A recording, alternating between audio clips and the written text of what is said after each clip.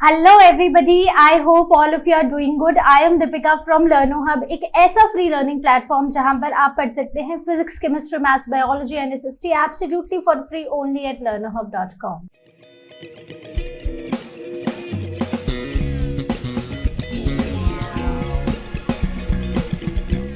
तो आज हम स्टार्ट करने जा रहे हैं आईसीएसई क्लास 9 का सिविक्स का चैप्टर नंबर 3 और चैप्टर का नाम है फंडामेंटल राइट्स एंड ड्यूटीज। तो इस चैप्टर में हम बिल्कुल राइट्स और ड्यूटीज पर फोकस करने वाले हैं। हमने बेसिक को काफी डिटेल में, कॉन्स्टिट्यूशन को काफी डिटेल में हम लास्ट 2 चैप्टर्स में डिस्कस कर चुके हैं। So without wasting any time, let's get started. तो जैसा कि हमने अपने प्रीवियस चैप्टर्स में पढ़ा है कि India is a democratic country. तो डेमोक्रेसी का मतलब बच्चों सिर्फ वोटिंग राइट्स नहीं है कि अगर हमें वोट करने का अधिकार मिल रहा है तो सिर्फ वही हम डेमोक्रेसी नहीं बोलेंगे। डेमोक्रेसी का सही मतलब ये भी है, एक मतलब ये भी है कि हमें हमारे फंडामेंटल राइट्स मिलने चाहिए। हमारा अधिकार जो है, हमारा बोलने का अधिकार, हमारा पढ़ाई करने का अधिकार, राइट, हमें इक्वालिटी का अधिकार, ये सब कुछ हमें मिलना चाहिए। अगर मान लो आप पूरे चैप्टर को, जैसे हमने पहले भी देखा था कि हम स्कूल या घर के एग्जाम्पल से समझते हैं, तो वैसे ही हम यहाँ भी समझेंगे। जैसे अगर आप अपने स्कूल में हो और वहां पर अगर आपको बोलने का अधिकार ना मिले, आपको बोलने का राइट ना हो, कोई आपकी सुने ही ना, ठीक है, कुछ सिलेक्टेड बच्चों की सुनी जाए, तो क्या आपको ये लगेगा कि ये स्कूल सबके लिए है? बिल्कुल भी नहीं, राइट। इसलिए डेमोक्रेसी के लिए राइट्स बहुत इंपॉर्टेंट है। तो हमारी कंट्री अगर एक डेमोक्रेटिक कंट्री कहलाती है तो हमारी कंट्री के सिटीजन्स के पास कुछ राइट्स है और वो राइट्स लोगों को एंजॉय करने चाहिए, उनको एंजॉय करना मिलने चाहिए, तो तभी हमारी कंट्री एक ट्रू डेमोक्रेटिक कंट्री कहलाएगी। तो जैसे हम बात कर रहे हैं, तो जो हमारी डेमोक्रेसी है, जो हमारे फंडामेंटल राइट्स हैं, बेसिकली वो एक डेमोक्रेसी के पिलर्स हैं। अगर हमारे फंडामेंटल राइट्स वायलेट होते हैं नॉर्मल कंडीशंस में, तो उसे हम ट्रू डेमोक्रेसी नहीं बोलेंगे, ठीक है। तो यही मतलब है हमारे फंडामेंटल राइट्स का। सबसे पहले पढ़ते हैं फंडामेंटल राइट्स क्या है। So basically they are the foundation of a democratic society. The success of democracy depends on how freely citizens enjoy their civil liberties. बोलना, पहनना, रिलीजन फॉलो करना, पढ़ाई करना, जैसा हम चाहें वैसा हम कर सकें। So every democratic country must ensure the essential freedoms for all. So this is what is the meaning of the fundamental rights. Now ये जो fundamental rights होते हैं ना, ये सरकार हमें ऑफिशियली देती है, और जब हमें ये fundamental rights ऑफिशियली मिल रहे हैं, इसका मतलब ये भी है क्योंकि गवर्नमेंट हमें फंडामेंटल राइट, हमारे कॉन्स्टिट्यूशन में हमारे फंडामेंटल राइट्स लिखे गए हैं, तो उसके साथ साथ कोई तो होगा जो इन फंडामेंटल राइट्स को प्रोटेक्ट करे। हमारे बोलने का, पढ़ने का, रिलीजन फॉलो करने का जो अधिकार है वो कोई तो प्रोटेक्ट करेगा।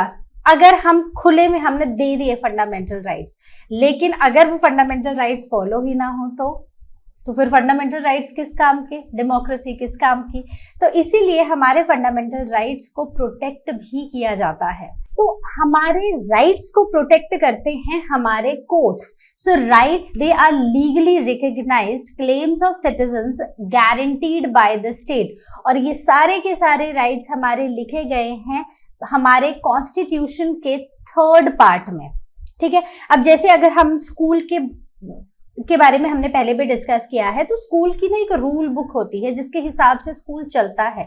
अब मान लो आपको क्लास में ना अनफेयर ट्रीटमेंट मिल रहा है, टीचर्स ना आपकी बात सुन नहीं रहे हैं, टीचर्स आपको मौका ही नहीं दे रहे हैं, चांस ही नहीं मिल रहा है, तो आप क्या कर सकते हो, आप प्रिंसिपल के पास जाके उस चीज की कंप्लेंट कर सकते हो। तो वैसे ही अगर आपके देश में, हम अपने देश की ही बात कर रहे हैं, सारे कंट्रीज डेमोक्रेटिक कंट्रीज नहीं है थ्रू आउट द वर्ल्ड, तो अगर इंडिया में अगर आपके राइट्स, आपके फंडामेंटल राइट्स अगर आपको नहीं मिलते हैं, तो आप कोर्ट को अप्रोच कर सकते हो उसके लिए। Now why are they called fundamental? So reason क्या है, क्यों हम इन्हें इन राइट्स को हम फंडामेंटल राइट्स बुलाते हैं। So these fundamental rights are basic to human dignity and liberty. तो हमारी इज्जत के लिए, हमारी फ्रीडम के लिए ये राइट्स बहुत इंपॉर्टेंट है, इसलिए हम इन्हें फंडामेंटल बुलाते हैं। तो बेसिक एक इंसान को क्या चाहिए होता है? अपनी फ्रीडम और अपनी इज्जत, राइट? तो उसके लिए फंडामेंटल राइट्स बहुत ज्यादा इंपॉर्टेंट है। Then they support the overall growth and development of the individuals. पढ़ने का, लिखने का, काम करने का, हमारी अपनी आइडेंटिटी बनाने का हमें पूरा अधिकार है, तो इसीलिए इनको फंडामेंटल राइट्स बुलाया जाता है। अब जैसे हमने बात की कि जो फंडामेंटल राइट्स है ना, वो सिर्फ ऐसे कॉन्स्टिट्यूशन में सिर्फ लिखे नहीं गए हैं कि कुछ लिख दिया बस काम खत्म हो गया, नहीं, इनको अच्छे से प्रोटेक्ट किया जाता है लॉ के द्वारा, ठीक है? तो ये किसकी रिस्पॉन्सिबिलिटी है? कौन प्रोटेक्ट करेगा? So it's state's duty to protect our fundamental rights. जैसे स्कूल में की अगर हम बात करें तो मैनेजमेंट रूल्स बनाती है और प्रिंसिपल टीचर्स का काम है कि ये रूल्स फॉलो हों, राइट? वैसे ही हमारी कंट्री में कॉन्स्टिट्यूशन में हमारे फंडामेंटल राइट्स लिखे गए हैं और अब स्टेट की रिस्पॉन्सिबिलिटी है कि हर सिटीजन को उसके फंडामेंटल राइट्स मिले। तो state it's state's duty to enforce these rights and state must prevent any denial of the fundamental rights to its citizens. तो अगर मान लो आप किसी स्कूल में जाते हो, आप अपना स्कूल चेंज कर रहे हो, आप किसी नए स्कूल में जा रहे हो और आपको वहां पर एडमिशन इसलिए ना मिले क्योंकि आप किसी पर्टिकुलर रीजन से हो या किसी पर्टिकुलर रिलीजन से हो या आप किसी पर्टिकुलर कास्ट से हो, तो do you think that is fair? So no, that's unfair, right? तो इसीलिए आप अपने लिए खड़े हो सकते हो, आप कोर्ट में जा सकते हो एंड नाउ कोर्ट, स्टेट, मतलब पहले तो आप स्टेट कोर्ट में जाओगे तो they will prevent your rights, right?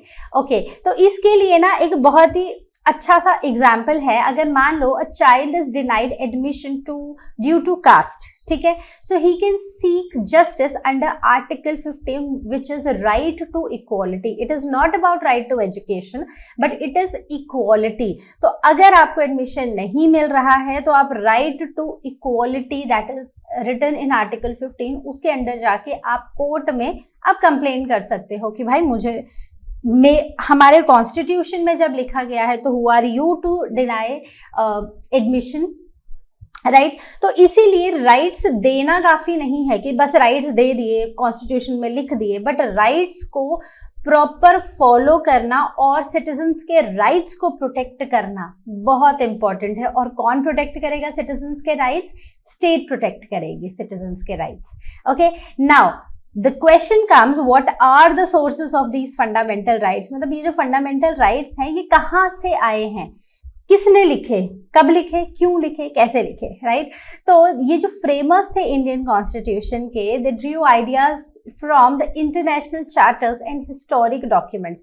तो ऐसा नहीं है कि एक दिन बैठे और हवा में कुछ लिख दिया, राइट? तो हवा से नहीं आए हैं, प्रॉपरली सोच समझ के दुनिया के अलग अलग देशों को समझ के, उनके राइट्स को समझ के ही ये फंडामेंटल राइट्स बनाए गए हैं। वहां पर कैसे होता है, क्या चीज फॉलो होती है, उसके प्रोज एंड कॉन्स क्या हैं, वो सारी चीजों को ध्यान में रख कर ही हमारे फंडामेंटल राइट्स लिखे गए हैं।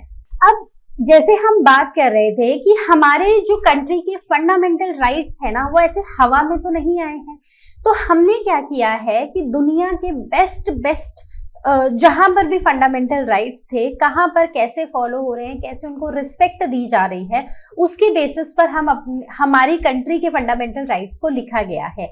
जैसे अमेरिका से, फ्रांस से हमारे फंडामेंटल राइट्स इंस्पायर्ड है। अब उससे पहले स्कूल का एक एग्जांपल लेते हैं। अब जैसे अगर आपका स्कूल है, अगर एक दिन आपकी मॉर्निंग असेंबली में कुछ चेंज किया जाए, ठीक है? तो मॉर्निंग असेंबली में क्या चेंज किया जाए कि हम रोज ना मॉर्निंग असेंबली में किसी एक महान नेता के बारे में बात करेंगे, ज्यादा देर नहीं, बस 2 लाइन्स बोलेंगे ताकि हमारे छोटे बच्चे और जो हमारे हायर ग्रेड्स हैं वहां तक ना वो एक नाम और उन्होंने क्या किया है उसके बारे में बच्चों को पता चले, 1 या 2 मिनट, राइट?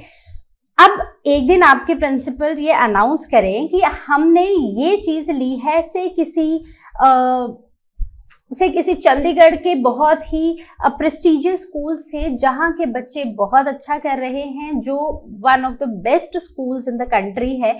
तो वैसा ही हमारी कंट्री ने किया है कि हमारी कंट्री ने फंडामेंटल राइट्स कहाँ से लिए हैं, वर्ल्ड के में जहां पर भी फंडामेंटल राइट्स जिस कंट्री में भी थे और वो वहां पर रिस्पेक्ट किए जा रहे थे और फॉलो किए जा रहे थे, तो वहां से उठाकर बेस्ट राइट्स हमारे लिए लेकर आए हैं।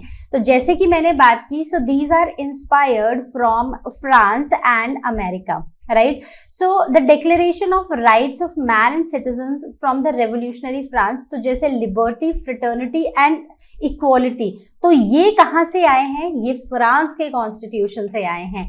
वहीं पर अगर हम बात करें अमेरिकन कॉन्स्टिट्यूशन से, तो अमेरिकन कॉन्स्टिट्यूशन गारंटी करता है freedom of speech, religion and legal protection. तो ये सारे ही लॉज कहाँ से आए हैं? ये आए हैं अमेरिकन कॉन्स्टिट्यूशन से। तो जैसे हमने बात की कि हमारे अगर हम अपने कॉन्स्टिट्यूशन हमने पढ़ा है, तो liberty, equality, fraternity, right to freedom of speech, freedom of religion, हमारे लीगल राइट्स जो हैं वो प्रोटेक्टेड हैं। तो ये सारी चीजों की झलक हम अपने कॉन्स्टिट्यूशन में भी देखते हैं, करेक्ट? तो ये कहाँ से आए हैं? किन्हीं बेस्ट कॉन्स्टिट्यूशन से, बेस्ट फॉलोड, बहुत अच्छे जो कंट्री को एक जोड़े रखते हैं, ऐसी जगह से आए हैं। तो हम जो हमारे राइट्स हैं ना, वो दुनिया के बेस्ट राइट्स से हमारे पास बेस्ट कंट्रीज का एक मिला जुला सा गिफ्ट हमें मिला है। Now what are the global influences? अब ये जो सोर्सेस हैं फंडामेंटल राइट्स के, ये ग्लोबली इन्फ्लुएंस्ड हैं। तो अब इन ग्लोबल इन्फ्लुएंसेस के बारे में थोड़ा सा समझते हैं। तो जैसे हम बात कर रहे थे कि हमारे जो फंडामेंटल राइट्स हैं ना, वो दुनिया के कुछ बेस्ट कॉन्स्टिट्यूशन से लिए गए हैं, वैसे ही ग्लोबल इन्फ्लुएंसेस भी हैं। मतलब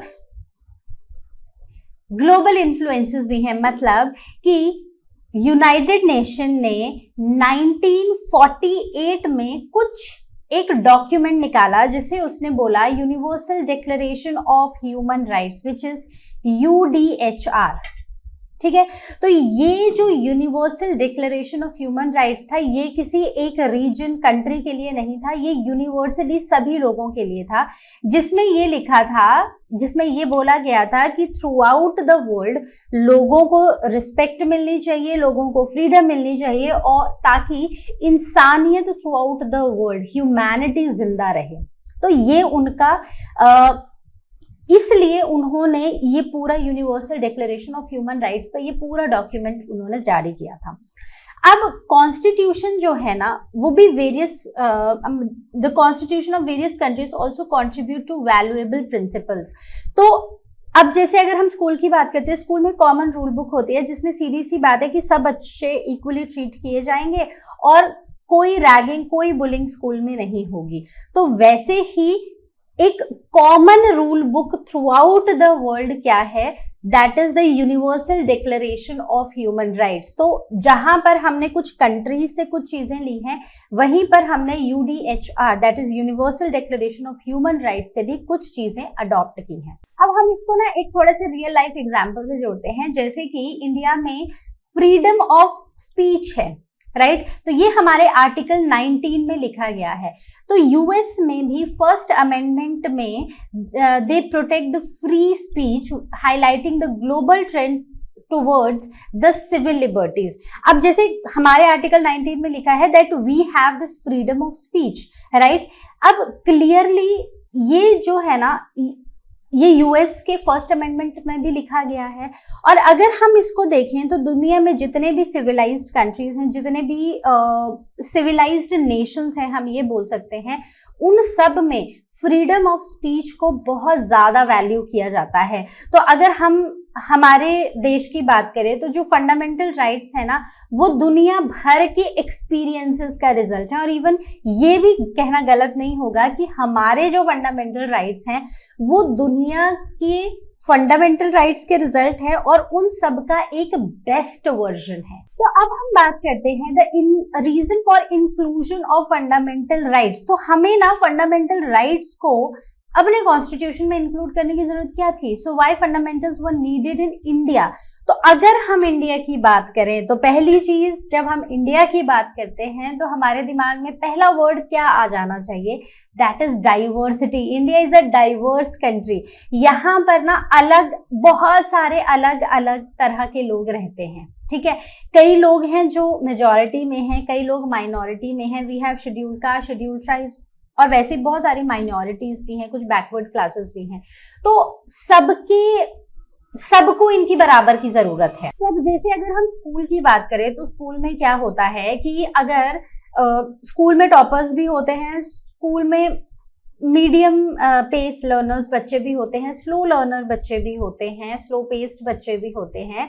वहीं पर न्यू एडमिशन्स भी आ जाती हैं, है ना, कई बार शुरुआत में, कई बार साल के बीच में।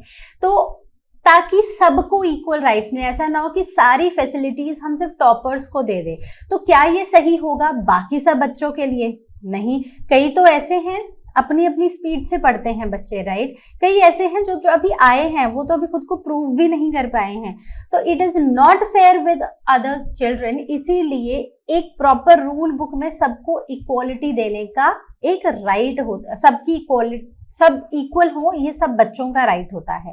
तो इसीलिए हमारी कंट्री में भी ये बहुत इंपॉर्टेंट है, क्योंकि we are a diverse country. तो सबको अपने फंडामेंटल राइट्स मिले, कोई किसी को दबाने की कोशिश ना करे। इसलिए हमारी कंट्री में फंडामेंटल राइट्स की बहुत ज्यादा जरूरत है। So Indian population is diverse, जिसमें SC STs, रिलीजियस माइनॉरिटीज और वीकर सेक्शंस भी आते हैं। So prevent domination of minorities by the majorities and ensure the equality and the fairness. So fundamental rights basically safeguard करते हैं हमारी democracy को। तो जैसे फंडामेंटल राइट्स इंश्योर करते हैं कि इंडिया में कोई एक ग्रुप दूसरे को डोमिनेट ना कर पाए, इसलिए हमें फंडामेंटल राइट्स की जरूरत है। तो मेजॉरिटी लोग हो सकता है पावर में कभी कभी माइनॉरिटीज को दबा दें, बट हमारे फंडामेंटल राइट्स उन वीकर सेक्शंस की या उन माइनॉरिटीज को प्रोटेक्ट करते हैं, एक तरह से एक लीगल शील्ड देते हैं, राइट।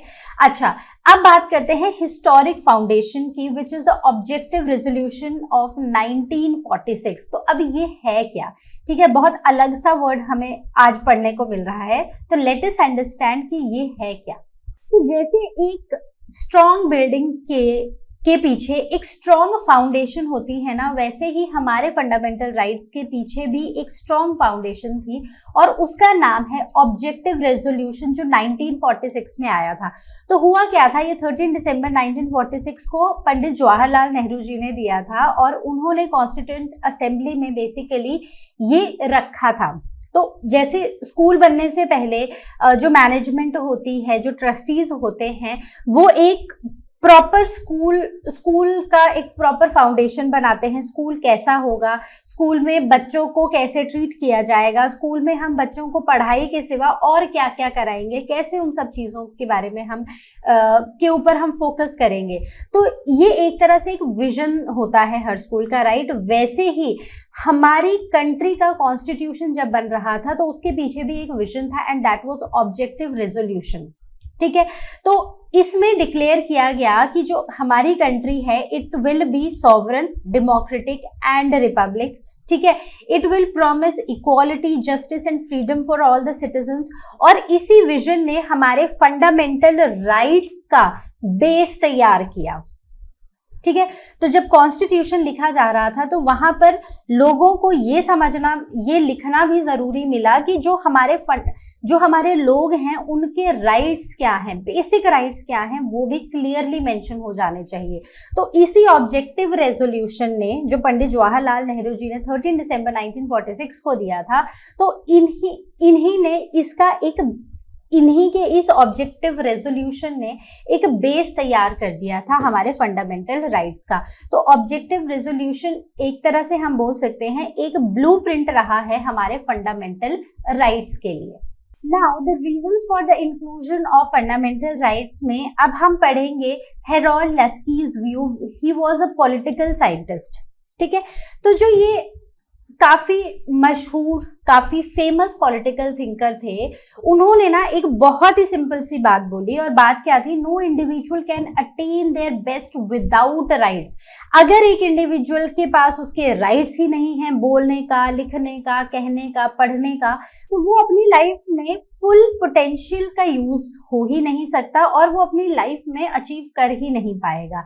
तो अगर कभी भी हमारे फंडामेंटल राइट्स का डिनायल होता है, ठीक है, चलो पहले इसको एक चीज ऐसे समझते हैं कि अगर हमारे पास हमारा स्कूल है और उसमें ना अगर हम डाउट पूछने जाएं, हमें डाउट पूछने ही ना दे, हम जिस लैंग्वेज में हमें समझ आता है, अब हर बच्चा अंग्रेजी में नहीं समझता है, राइट, या हमारी जो रीजनल लैंग्वेजेस हैं उनमें भी क्या होता है कि हमारे कई बच्चे हैं जो ज्यादा कंफर्टेबल अपनी रीजनल लैंग्वेजेस में हैं, उनमें पढ़ने में हैं। तो अगर हम उन रीजनल लैंग्वेज में अपने बच्चों को नहीं समझाएंगे, राइट, हिंदी में या रीजनल लैंग्वेजेस में हम अगर अपने बच्चों को नहीं समझाएंगे एज अ टीचर, तो क्या उनको समझ आएगा? बिल्कुल भी नहीं आएगा।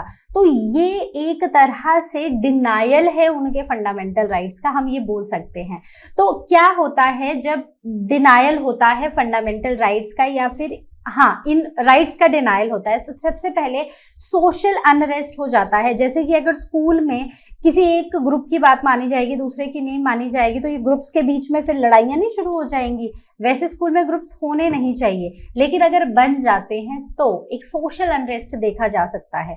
देन ऑब्स्ट्रक्टेड प्रोग्रेस, तो इसकी वजह से क्या होगा, लोग अपने आइडियाज, स्किल्स या अपने सपने नहीं बुन पाएंगे। अगर वो सपने नहीं बुन पा रहे हैं तो वो एक ब्रॉड प्रोस्पेक्टिव नहीं देख पा रहे हैं, और क्योंकि वो इन सारी चीजों में उलझ गए हैं, यहाँ पर सोशल अनरेस्ट हो चुका है, तो वो कुछ नहीं कर पाएंगे। तो उनकी जो प्रोग्रेस है बेसिकली वो रुक जाएगी अगर वो इन अननेसेसरी चीजों में फंस जाएंगे। Then tyranny and despotism. अब टिरनी क्या होता है? टिरनी का सिंपल मतलब होता है अनजस्ट, राइट। डेस्पोटिज्म क्या होता है? मतलब ये एक ऐसा, हम एक गवर्नमेंट का फॉर्म बोल सकते हैं या ऐसा एक पावर का फॉर्म बोल सकते हैं जहां पर ना पावर किसी एक सिंगल से रूलर के हाथ में है या सिंगल इंसान के हाथ में है। सारी अथॉरिटी, पावर सिर्फ हमने एक ही इंसान को देकर रखी है। तो उससे क्या होगा, अब जैसे स्कूल में सब मॉनिटर ही करें, पूरी क्लास के जो सारे डिसीजंस हैं वो सिर्फ मॉनिटर ना ले, वो किसी की ना सुने, इवन प्रिंसिपल भी उसको कुछ ना बोले। सो do you think that is fair? तो अगर हमारे फंडामेंटल्स डिनाई होते हैं तो पावर किसी एक के हाथ में आ सकती है और जिससे सबकी प्रोग्रेस रुक सकती है। तो अब what checks the power of the government? ठीक है, अब फंडामेंटल राइट सिर्फ इसलिए नहीं बनाए गए हैं कि लोगों को बोलने का, सोचने का, अपने फ्रीडम उनको मिलनी चाहिए, मतलब जिस तरह की भी फ्रीडम है, सिर्फ उसके लिए फंडामेंटल राइट्स नहीं बने हैं, बल्कि फंडामेंटल राइट्स इसलिए भी बने हैं ताकि हम एग्जीक्यूटिव जो पावर है, जो गवर्नमेंट की एग्जीक्यूटिव बॉडी है, उसकी पावर्स को भी लिमिट किया जा सके, वो भी अपने पावर को एक पॉइंट के आगे वो भी ना जाए, मतलब वो अपनी पावर का यूज करते हुए हमारी फ्रीडम को हमसे ना ले लें, इसलिए भी फंडामेंटल राइट्स हैं। Then the protection from arbitrary laws by the legislature, कि लेजिस्लेचर कुछ भी लॉज बनाती रहे और वो हमारे फंडामेंटल राइट्स को, मतलब वो हमारी फ्रीडम को हमसे छीनते रहें। तो ऐसे लॉज को बनाने से भी रोकते हैं कौन? Fundamental rights. तो फंडामेंटल राइट्स ना एक तरह का एक ब्रेक सिस्टम है, एक पावरफुल सी ब्रेक है जो हमारी गवर्नमेंट को उसकी पावर यूज करने से, उसकी पावर का मिस यूज करने से, I won't say use but misuse करने से रोकती है। क्लियर?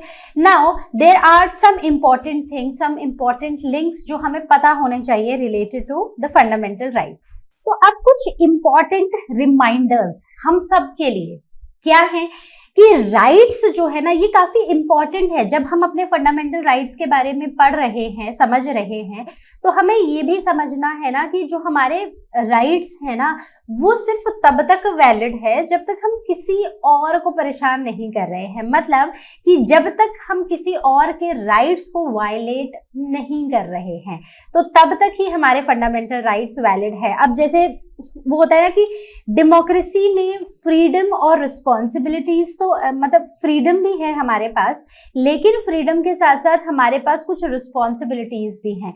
तो डेमोक्रेसी, फ्रीडम और रिस्पॉन्सिबिलिटी का काफी अच्छा कॉम्बिनेशन है जो हमें समझना है इस चैप्टर के थ्रू। अब balance of freedom and responsibility is essential for democracy.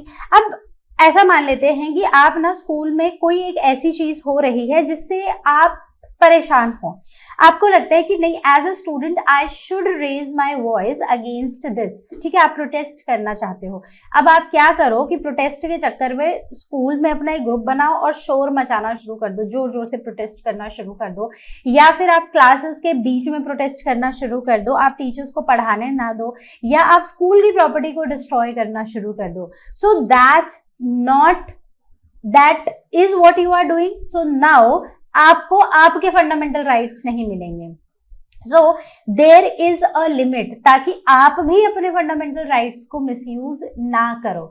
तो जैसे हमने गवर्नमेंट की पावर्स को लिमिट कर दिया है, वैसे हमने सिटीजन्स की पावर्स को भी रिस्ट्रिक्ट किया है ताकि वो अपने फंडामेंटल राइट्स को मतलब मिसयूज ना करे और एक लिमिट से आगे ना जाए। तो आपके फंडामेंटल राइट्स आपके तभी तक हैं जब तक आप किसी और के फंडामेंटल राइट्स को डिस्टर्ब नहीं कर रहे हो।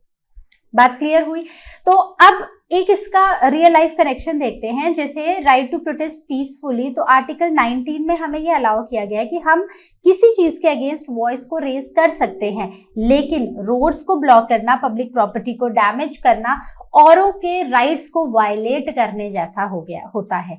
तो इसलिए एक बहुत इंपॉर्टेंट चीज है कि every right comes with the limit, ठीक है, हर राइट कुछ लिमिट के साथ आता है। And what is that limit? That limit is another persons right, right. तो आपके राइट्स जितने इंपॉर्टेंट है, दूसरे के भी उतने ही इंपॉर्टेंट है। अगर आप रोड ब्लॉक करके इनको काम पे जाना है और आप नहीं जाने देते हो, तो आप इनके राइट्स को वायलेट कर रहे हो, तो अब आपके राइट्स भी वायलेट होंगे, आपके राइट्स को भी रिस्ट्रिक्ट किया जाएगा।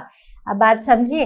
तो फ्रीडम के बिना, फ्रीडम है तो रिस्पॉन्सिबिलिटीज भी हैं। यही सब कुछ हम इस चैप्टर में समझेंगे। अब आते हैं हम कैरेक्टरिस्टिक्स ऑफ फंडामेंटल राइट। तो फंडामेंटल राइट्स के ना 4 कैरेक्टरिस्टिक्स हैं, उनको समझते हैं। सबसे पहला है they are universal in nature.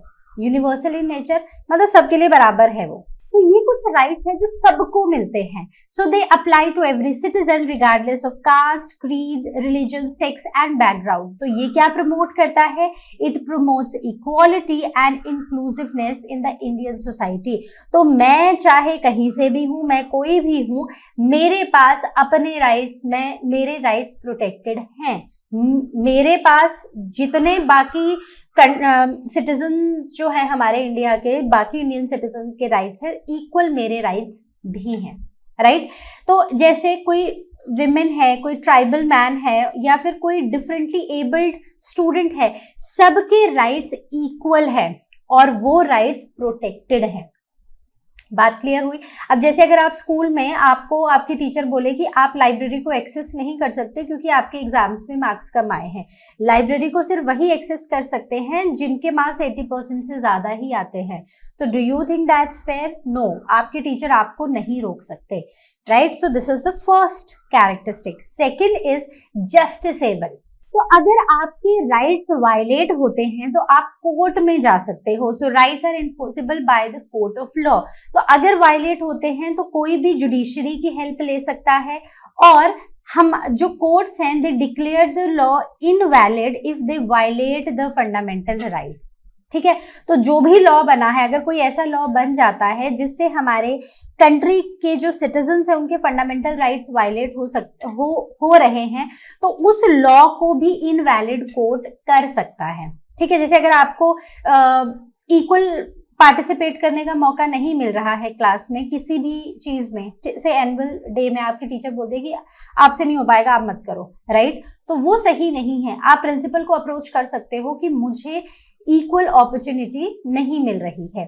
So example, if a student is denied admission based on religion, तो वो आर्टिकल 15 के अंडर कोर्ट में जा सकता है और वो अपील कर सकता है। तो हमारे फंडामेंटल राइट्स अगर प्रोटेक्ट नहीं हो रहे हैं तो हम सुप्रीम कोर्ट या हाई कोर्ट में जाके अपील कर सकते हैं। Next is they are not absolute, मतलब कि आपके जो राइट्स है वो अनलिमिटेड नहीं है। एक सेट ऑफ फंडामेंटल राइट्स आपको दिए गए हैं और अगर आप उन राइट्स से बाहर जाते हो तो आपके फंडामेंटल राइट्स लिए जा सकते हैं। So they are not unlimited but our rights are limited. So restrictions allowed in the interest of public order. आप अगर किसी, जैसे आप पब्लिक ऑर्डर को, मतलब जो भी पब्लिक है उसको डिस्टर्ब कर रहे हो अपने किसी एक्ट से, या फिर आप अपने देश की सिक्योरिटी पर खतरा ला रहे हो, या फिर आप बाकी लोगों के राइट्स को वायलेट कर रहे हो, तो आपके फंडामेंटल राइट्स को, स्पेसिफिकली आपके फंडामेंटल राइट्स को रिस्ट्रिक्ट किया जा सकता है। For example, you have a freedom of speech but you can't use it to spread hate और इनसाइट वायलेंस, राइट। तो आपके पास अपनी बात रखने की, आपको लगता है गवर्नमेंट ठीक काम नहीं कर रही है, आप उसके खिलाफ आवाज उठा सकते हो, बट इसका मतलब ये नहीं कि आप दंगे भड़काना शुरू कर दो, राइट, या फिर आप हेट स्पीच देना, आप किसी इंसान के खिलाफ हेट स्प्रेड करना शुरू कर दो। So that is not what is right, ठीक है। अब जैसे क्लास में आपको बोलने का पूरा हक है, लेकिन अगर आप चिल्ला कर क्लास को डिस्टर्ब करोगे तो अब आपसे बोलने का अधिकार ले लिया जाएगा।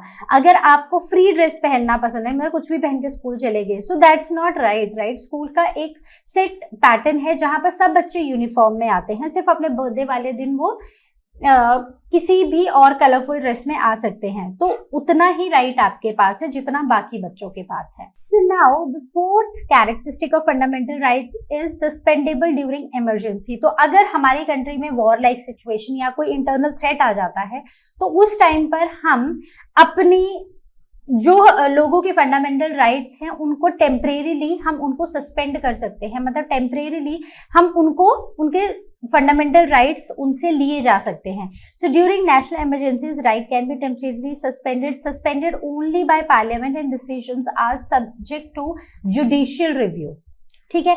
तो अगर मान लो हमारी कंट्री पे कोई खतरा है, या मान लो स्कूल में फायर ड्रिल चल रही है, अगर स्कूल में फायर ड्रिल हो रही है तो आपकी क्लास को रोका जा सकता है। तब आप ये नहीं बोलोगे पढ़ने का हमारा अधिकार है, ऑफ कोर्स है, लेकिन अभी ड्रिल चल रही है, आपको किसी चीज के लिए तैयार किया जा रहा है, तो उस टाइम पर थोड़े टाइम के लिए आपकी क्लास को रोका जा सकता है। तो मतलब जो नॉर्मल रूल्स हैं वो थोड़े टाइम के लिए चेंज किए जा सकते हैं। Example, in 1975 emergency in India several fundamental rights were suspended to maintain the internal security, correct. तो अब even in suspension article 20 and article 21 they protect in respect of conviction and life और the personal liberty remain untouched. तो fundamental rights काफी powerful होते हैं और उन्हें हमें रिस्पॉन्सिबली यूज करना चाहिए और उनको समझना चाहिए ताकि हम किसी और के फंडामेंटल राइट्स को डिस्टर्ब ना करें।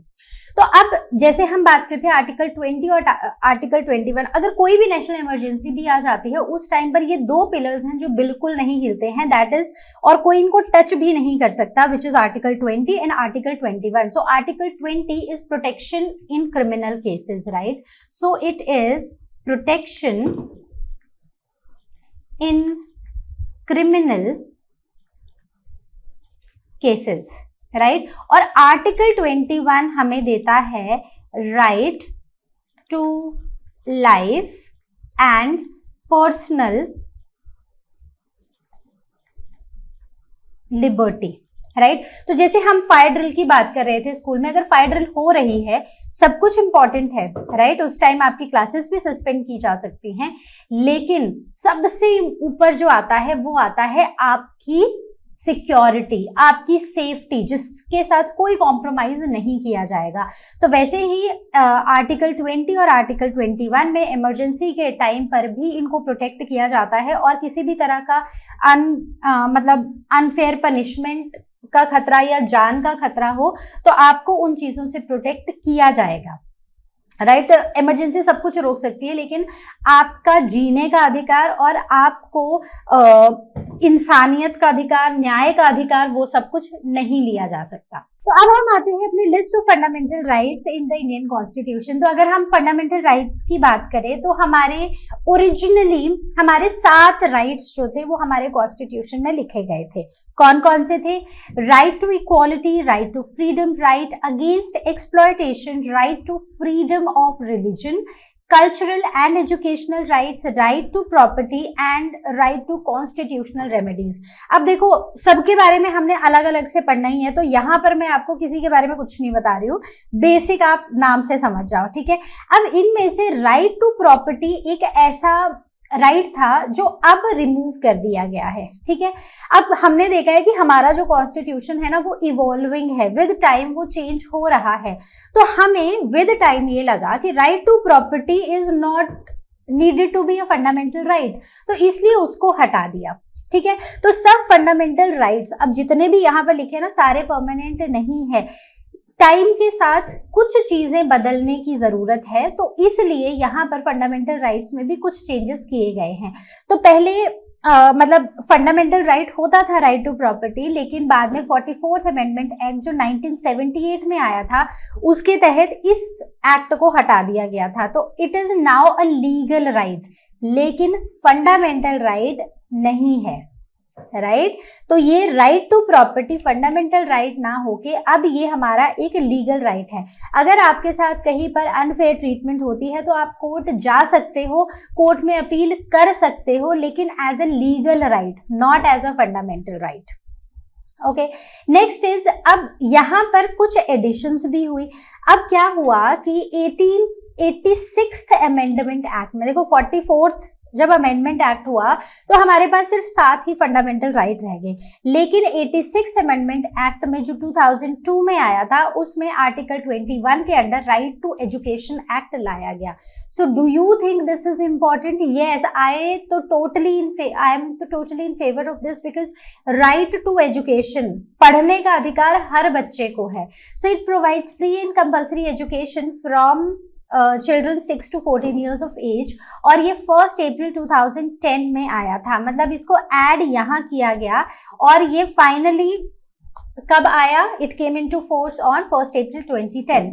Education is not a privilege, education कोई प्रिविलेज नहीं है कि तुम्हारे पास पैसा है तुम पढ़ो, तुम किंग या क्वीन के बेटे हो तुम पढ़ो, नहीं, बल्कि ये एक राइट है, हर बच्चे का राइट है, ठीक है। टीचर हर बच्चे को बुक्स ना दे और बोले अब तुम पढ़ो ना पढ़ो भाई तुम्हारी मर्जी है, राइट। तो क्या ये सही है?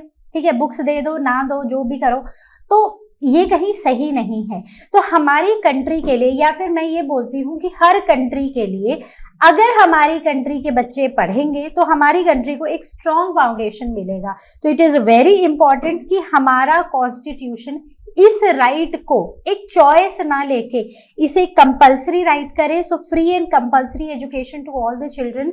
और अगर ये कॉन्स्टिट्यूशन हमें प्रॉमिस कर रहा है राइट टू एजुकेशन, तो अगर आपको कोई भी पढ़ने से रोकता है, सो दैट्स योर राइट कि आप पढ़ सकते हो, आपको पढ़ना चाहिए तो आप जरूर पढ़ो, that's your fundamental right now, right. अब अगर हम current list of fundamental rights को देखें तो इसमें है right to equality, right to freedom, right against exploitation, right to freedom of religion, cultural and educational rights, constitutional right to constitutional remedies and right to education. तो हर एक को हम डिटेल में डिस्कस करेंगे। इस सेशन में हम सिर्फ राइट टू इक्वालिटी पर फोकस करेंगे, जो कि हमारा फर्स्ट राइट है। तो आर्टिकल 14 to 18 में राइट टू इक्वालिटी के बारे में दिया गया है। अब पहली बात है कि ये हमें क्या गारंटी करता है, तो राइट अगर हम राइट टू इक्वालिटी देखें तो ये एक हमारा फंडामेंटल राइट है और इस फंडामेंटल राइट के सामने हम सब बराबर हैं. So we all are equal before law and equal protection by the laws. तो हम सब सिटीजन्स लॉ के आगे बराबर हैं और इसका मतलब ये भी है कि हमें सबको सेम सेफ्टी और सेम बेनिफिट मिलेगा. तो if I am protected by the law, if you are protected by the law, everybody else who is the citizen of India will be protected by the law, right. और हमें benefits भी equal मिलेंगे. इसमें कोई हमारे साथ भेदभाव नहीं हो सकता, चाहे हमारा कुछ भी कास्ट हो, कुछ भी कलर हो, रिलीजन हो, रीजन हो या फिर कोई भी सेक्स हो. यू नोबडी कैन मतलब वो भेदभाव नहीं कर सकते हम पर, ठीक है. तो मान लो स्कूल में 2 बच्चे हैं, ठीक है. एक है बहुत रिच फैमिली से और एक है पुअर फैमिली से. दोनों रूल्स तोड़ते हैं, ठीक है. तो आपको क्या लगता है पनिशमेंट किसको मिलनी चाहिए और कितनी मिलनी चाहिए? सोचो, ठीक है, अपने ऊपर रख के देखो. तो इस केस में दोनों बच्चों को पनिशमेंट मिलनी चाहिए और बराबर मिलनी चाहिए, तभी इक्वालिटी होगी, तभी तो लॉ के सामने हम इक्वल रहेंगे, right. So this is what right of equality is. It also protects against discrimination. अब जो व्हाट इट गारंटीज वो आर्टिकल 14 में लिखा है एंड प्रोटेक्शन अगेंस्ट डिस्क्रिमिनेशन उसके बारे में आर्टिकल 15 में लिखा गया है. तो आर्टिकल 14 हमें ये बता रहा था कि हम सब लॉ के सामने इक्वल हैं. आर्टिकल 15 हमें बताता है कि किसी भी तरह का discrimination based on religion, region, caste, sex या फिर प्लेस ऑफ बर्थ के हिसाब से नहीं हो सकता. मतलब ये हमारी इक्वालिटी को एक स्टेप फॉरवर्ड लेकर जाता है आर्टिकल 15. सो एग्जाम्पल, अगर कोई एक गर्ल चाइल्ड है, वो जाती है, एक बच्ची जाती है स्कूल में एडमिशन लेने और उसको एडमिशन इसलिए नहीं मिलता क्योंकि वो किसी लोअर कास्ट को बिलोंग करती है, करेक्ट. तो इस केस में वो आर्टिकल 15 के तहत वो खुद उस स्कूल में एडमिशन ले सकती है. वो कोर्ट जाकर उसके अगेंस्ट अपील कर सकती है. लेकिन कुछ स्पेशल प्रोविजंस भी बनाए गए हैं स्टेट से फॉर बैकवर्ड या फिर डिसएडवांटेज्ड ग्रुप्स, जो डिस्क्रिमिनेशन अलाउड नहीं है लेकिन उनको थोड़ा आगे लाने के लिए कुछ एक्सेप्शंस भी हैं हमारे कॉन्स्टिट्यूशन में. अब बात करते हैं equal opportunity in public employment. तो आर्टिकल 16 ये बोलता है कि it guarantees equality in public jobs, ठीक है. 14 ने बोला कि कानून के सामने सब इक्वल हैं. 15 ने बोला कि किसी भी तरह का भेदभाव, डिस्क्रिमिनेशन नहीं होगा. 16 ने बोला कि अब स्पेसिफिकली फोकस करेगा गवर्नमेंट जॉब्स पे. तो no one can be denied a government job based on caste, sex and religion, correct. So it allows reservation for SCs, STs and other backward classes, correct. अब आते हैं next which is article 17, जहां पर abolition of untouchability के बारे में लिखा गया है. अनटचेबिलिटी मतलब छुआछूत.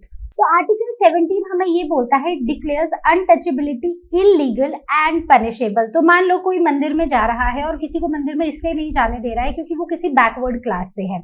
हमारा कॉन्स्टिट्यूशन, हमारा आर्टिकल 17 इस अनटचेबिलिटी को इलीगल डिक्लेयर करता है और जो अनटचेबिलिटी प्रैक्टिस करते हैं वो पनिशेबल भी होते हैं in front of the law. Example, someone's entry denying into the temple based on their caste, correct. So कानून हमारा यही बोलता है कि इंसान के साथ अनटचेबल जैसा ट्रीटमेंट नहीं होना चाहिए. अगर कोई करता है तो वो इलीगल है और वो एक तरह का एक क्राइम है, उसको उसके लिए पनिश भी किया जा सकता है. Now coming on to the abolition of titles, ठीक है. टाइटल्स मतलब जैसे कि महाराज, महारानी, फिर खान बहादुर, तो इन सब के बारे में आर्टिकल 18 में लिखा गया है.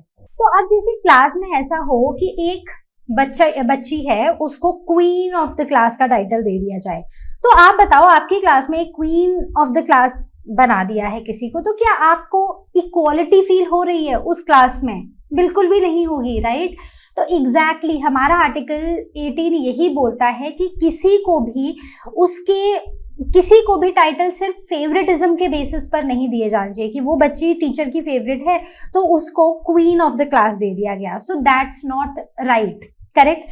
टाइटल्स दिए जा सकते हैं बट टाइटल्स या तो मिलिट्री के टाइटल्स हों, जैसे major, general, squadron leader, wing commander, air commodore, air chief, ऐसे टाइटल्स हो वो अलग बात है, या फिर एकेडमिक टाइटल्स, मतलब उन्होंने बहुत सारी पढ़ाई की, उन्होंने पीएचडी करी तो भाई उनको डॉक्टर का टाइटल मिल गया, या फिर वो प्रोफेसर हैं तो उनकी मेहनत, उनकी काम की वजह से उनको वो टाइटल मिले तो चलेगा, लेकिन फेवरेटिज्म की वजह से मिले तो वो बिल्कुल ही गलत है। So it promotes social equality and humility. तो किसी भी सिटीजन को ऐसा नहीं फील करा, मतलब किसी और इक्वालिटी में ना कोई भी सिटीजन किसी दूसरे के ऊपर नहीं होता है, सब बराबर होते हैं, ठीक है। इसीलिए सिर्फ नाम से रिस्पेक्ट वाला कल्चर नहीं है, जो आप करते हो, अगर आपने कुछ लाइफ में अचीव किया है तो आपको अगर कुछ टाइटल्स मिले हैं तो यस उनके लिए रिस्पेक्ट है, लेकिन फेवरेटिज्म के बेसिस पर दिए गए टाइटल्स की कोई रिस्पेक्ट नहीं है। तो कुछ एक एग्जाम्पल समझते हैं, और ये यहाँ पर समझना बहुत जरूरी है कि राइट टू इक्वालिटी जो है वो आता है आर्टिकल 14 से आर्टिकल 18 तक। 14, 15, 16, 17, 18 कौन क्या बोलता है ये आपको याद होना चाहिए।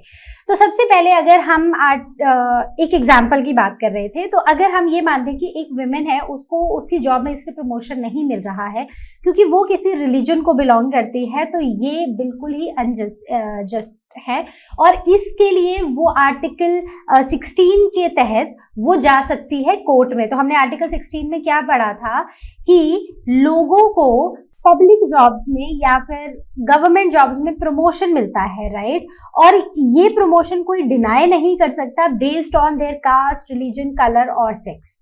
ओके, तो इसलिए ये लेडी जाके आर्टिकल 16 के तहत वो अपना केस बना सकती है कोर्ट में। ओके, तो अब आपको क्या करना है, ये इस सेशन को मैं यहीं पर एंड कर रही हूं। आपको एक छोटा सा नोट्स आपको मिल जाएंगे इसी वीडियो के लिंक के में, डिस्क्रिप्शन के लिंक में होगा। तो आपको क्या करना है, आपको इन सब के आगे ये लिखना है कि कौन सा आर्टिकल हमें क्या बोल रहा है, ठीक है, याद रहेगा। ओके, तो this was all from our today session. Chapter बाकी है, नेक्स्ट सेशन में खत्म करेंगे, लेकिन तब तक इस पूरे को रिवाइज कर लेना। अगर आपने सारे आर्टिकल्स लिख लिए कौन क्या बोल रहा है, आप उनने उसको 2-3 बार सिर्फ पढ़ना है, एंड दैट इज इट। आपको सब कुछ बहुत अच्छे से याद हो जाएगा, आपको कोई भी समस्या नहीं आएगी।